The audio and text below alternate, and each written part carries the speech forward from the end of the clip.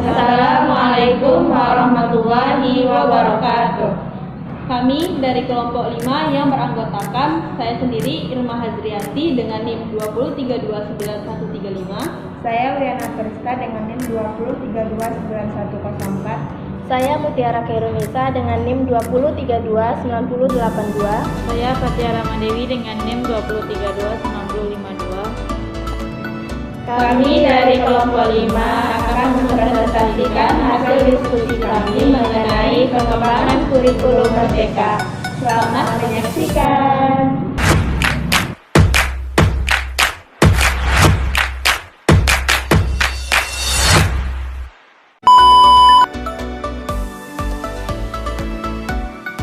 ATP atau alur tujuan pembelajaran.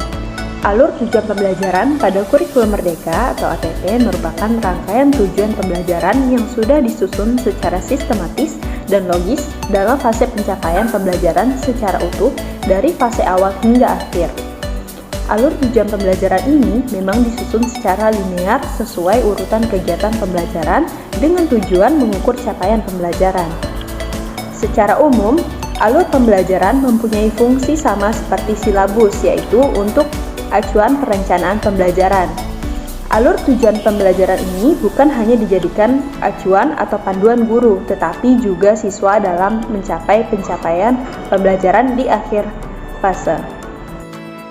7 langkah-langkah yang menjadi prosedur dalam penyusunan alur tujuan pembelajaran atau ATP antara lain: 1. Melakukan analisis capaian pembelajaran yang memuat materi dan kompetensi pengetahuan, keterampilan, dan sikap.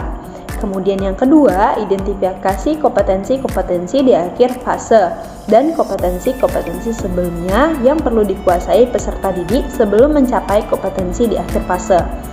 Yang ketiga, yaitu melakukan analisis setiap elemen atau sub-elemen. Profil pelajar Pancasila yang sesuai dengan mata pelajaran dan capaian pembelajaran pada fase tersebut. Kemudian yang keempat, berdasarkan identifikasi kompetensi inti di akhir fase, rumuskan TP dengan mempertimbangkan kompetensi yang akan dicapai, pemahaman bermakna yang akan dipahami, dan variasi keterampilan berpikir apa yang perlu dikuasai siswa untuk mencapai tujuan pembelajaran. Kemudian yang kelima, setelah tujuan pembelajaran dirumuskan, susun tujuan pembelajaran secara linear sebagaimana urutan kegiatan pembelajaran yang dilakukan dari hari ke hari. Kemudian yang keenam, tentukan lingkungan materi dan materi utama setiap tujuan pembelajaran. Setiap tujuan pembelajaran dapat memiliki lebih dari satu lingkup materi dan materi utama. Kemudian yang terakhir, berdasarkan perumusan TP, tentukan jumlah jam pelajaran yang diperlukan. Contoh, TP untuk mencapai suatu kompetensi pengetahuan yaitu 120 menit, keterampilan 480 menit, dan sikap 120 menit. Ada 3 kriteria alur tujuan pembelajaran, yaitu yang pertama, menggambarkan urutan pengembangan kompetensi yang harus dikuasai. Yang kedua, ATP dalam satu fase menggambarkan cakupan dan tahapan yang linear. Yang ketiga, ATP keseluruhan fase menggambarkan cakupan dan tahapan pembelajaran antar fase.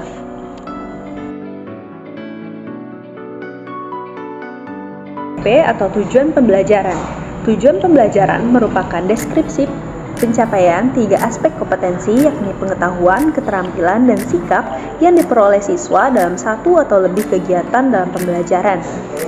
Disusun secara kronologis berdasarkan urutan pembelajaran dari waktu ke waktu yang menjadi prasyarat menuju CP. Secara operasional, kompetensi tujuan pembelajaran dapat memuat 3 aspek, yaitu yang pertama kompetensi. Kompetensi adalah kemampuan yang dapat didemonstrasikan oleh siswa atau diaktualisasikan dalam bentuk produk atau kinerja abstrak dan konkret yang menunjukkan siswa telah berhasil mencapai tujuan pembelajaran. Kemudian yang kedua yaitu konten, yaitu ilmu pengetahuan inti atau konsep utama yang diperoleh siswa melalui pemahaman secara selama proses pembelajaran di akhir satu unit pembelajaran. Kemudian yang ketiga yaitu variasi. Variasi adalah sebuah keterampilan berpikir apa saja yang perlu dikuasai siswa untuk dapat mencapai tujuan pembelajaran. Penggunaan keterampilan berpikir kreatif, kritis, dan tingkat tinggi seperti mengevaluasi, menganalisis, memprediksi, menciptakan, dan lain sebagainya.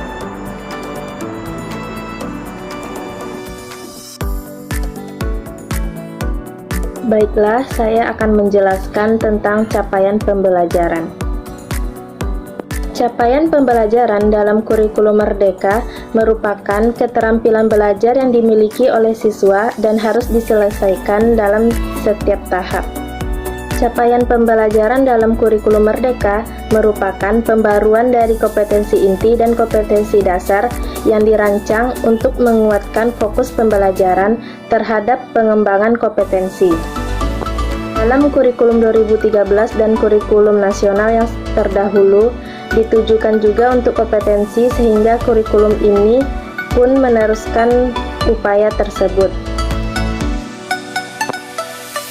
Capaian pembelajaran setiap peserta didik tentu berbeda sesuai dengan jenjang atau tingkatannya, mulai dari PAUD, pendidikan dasar, menengah pertama, dan menengah atas. Isi dari capaian pembelajaran dalam kurikulum Merdeka yaitu kumpulan kompetensi dan lingkup materi yang disusun komprehensif berbentuk narasi. Pemetaan capaian pembelajaran kurikulum Merdeka sesuai perkembangan siswa dalam setiap fase usia. Strategi untuk mencapai tujuan pembelajaran yaitu dengan mengurangi cakupan materi dan mengubah tata cara penyusunan yang lebih fleksibel sehingga siswa tidak merasa tertekan untuk mencapai pembelajaran tersebut. Adapun 5 komponen capaian pembelajaran yaitu sebagai berikut. Yang pertama, rasional mata pelajaran, yang terdiri dari A. Alasan mempelajari mata pelajaran tersebut, B. Keterkaitan antara mata pelajaran dengan salah satu atau lebih profil pelajar Pancasila dan profil pelajar Rahmatan lil Alamin.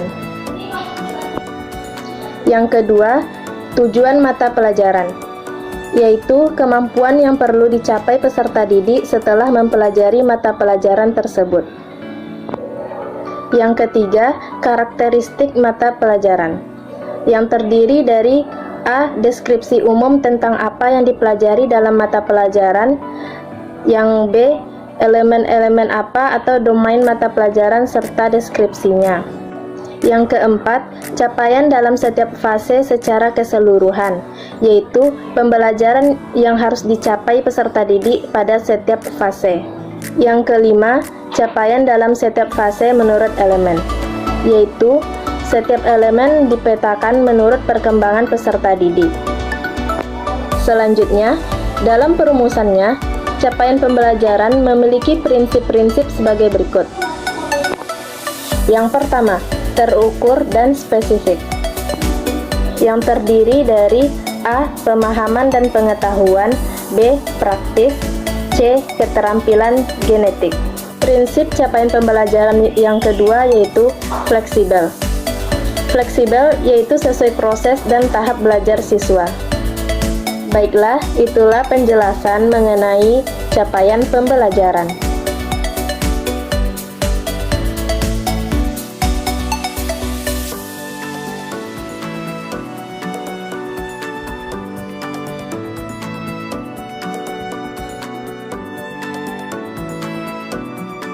Tujuan pengembangan modul ajar. Mengembangkan perangkat ajar berguna untuk membantu guru dalam melaksanakan pembelajaran. Guru mempunyai kebebasan yang memiliki atau modifikasi modul ajar disediakan oleh pemerintah sesuai dengan karakteristik peserta didik. Guru mempunyai kebebasan dalam membuat mobil ajar sendiri sesuai dengan karakteristik siswa. Komponen dalam modul ajar kurikulum Merdeka. Identitas modul. Komponen pertama yang harus ada dalam modul ajar yaitu identitas modul. Identitas modul ajar Terdiri dari nama penyusunan modul, tahun penyusunan modul, identifikasi penyusunan, jenjang sekolah, tingkat kelas, serta alokasi waktu pembelajaran sesuai dengan jam pelajaran di unit kerja. Identitas modul ini memberitahu kepentingan serta tujuan modul ini untuk siapa. 2. Kompetensi awal dalam modul ajar, juga terdapat informasi kompetensi awal yang dimiliki siswa. Kompetensi ini berupa pengetahuan maupun keterampilan yang dimiliki siswa sebelum siswa melaksanakan kegiatan pembelajaran. Untuk mengetahui kompetensi awal, siswa guru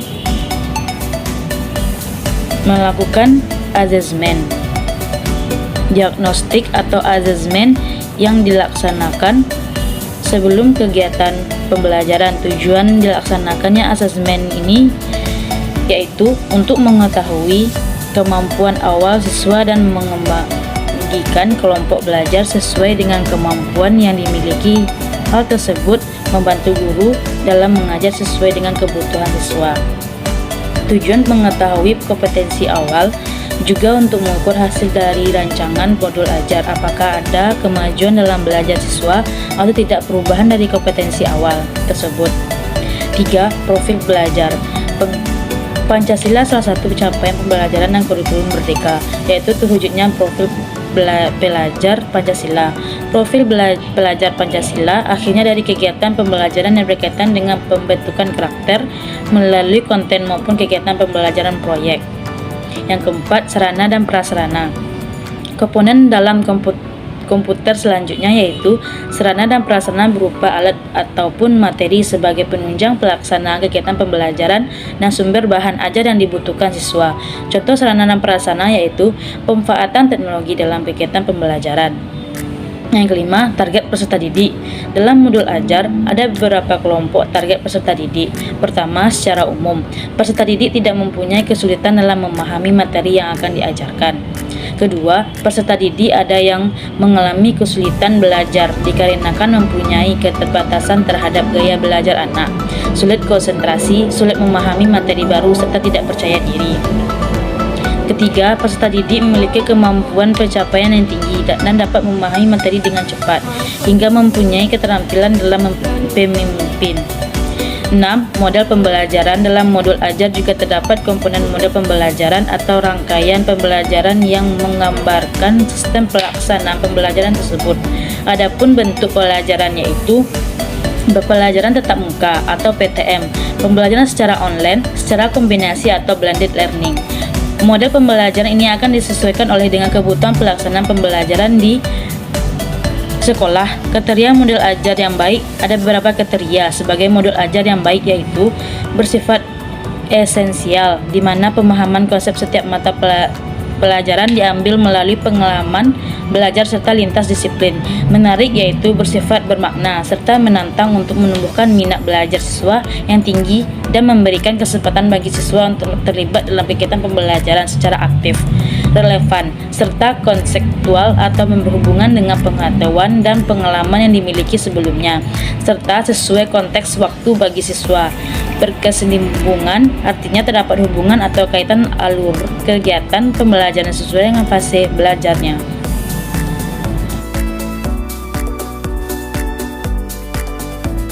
Selanjutnya kita akan masuk pada pembahasan mengenai asesmen.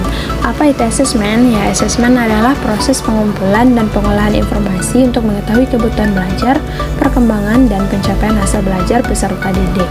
Di sini saya mengutip pendapat beberapa ahli mengenai apa itu asesmen. Yang pertama, menurut Ward dan Sanders, dua orang ahli ini mengartikan asesmen sebagai aktivitas mencari poin penting atau nilai atas sesuatu, di mana dalam pencarian nilai tersebut mencakup pengumpulan informasi penting terkait suatu kegiatan. Selain itu juga sekaligus menganalisa strategi yang sesuai untuk diimplementasikan guna mencapai tujuan. Yang kedua, menurut Robert M. Smith, asesmen diartikan sebagai proses penilaian yang komprehensif guna mengidentifikasi kekuatan juga kelemahan dari hasil keputusan. Proses ini melibatkan sebuah tim dan bertujuan untuk menyusun rencana pembelajaran sebagai layanan pendidikan berdasarkan hasil keputusan. Yang ketiga, menurut Nana Sujana, menurutnya asesmen adalah proses pada saat kita memberikan nilai kepada sebuah objek dengan menjadikan kriteria tertentu sebagai dasar atau acuan penilaian. Dan yang terakhir yaitu menurut Sutman, asesmen yaitu penentuan hasil penilaian atas berbagai aktivitas yang direncanakan dalam mendukung keberhasilan pencapaian tujuan. Selanjutnya, ada 3 jenis asesmen sesuai dengan fungsinya. Yang pertama yaitu asesmen sebagai proses pembelajaran atau asesmen as learning. Yang kedua yaitu asesmen untuk proses pembelajaran atau asesmen for learning. Dan yang terakhir yaitu asesmen pada akhir proses pembelajaran atau asesmen for learning. Dan selanjutnya terdapat 5 prinsip asesmen. Yang pertama, asesmen merupakan bagian terpadu dari proses pembelajaran, memfasilitasi pembelajaran dan menyediakan informasi yang holistik sebagai umpan balik untuk pendidik, peserta didik, dan orang tua agar dapat memandu mereka dalam menentukan strategi pembelajaran selanjutnya.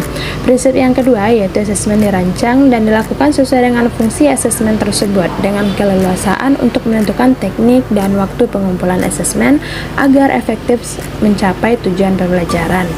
Yang ketiga yaitu asesmen dirancang secara adil, proporsional, valid, dan dapat dipercaya atau reliable untuk menjelaskan kemajuan belajar dan menentukan keputusan tentang langkah selanjutnya.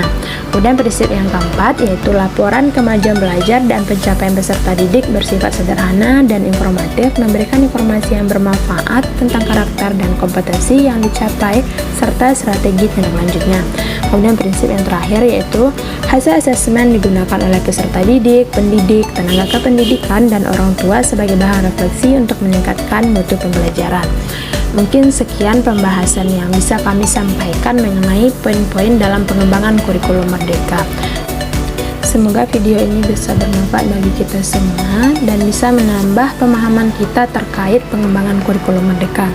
Akhir kalam kami sudahi dengan wabillahi taufik. Wassalamualaikum warahmatullahi wabarakatuh.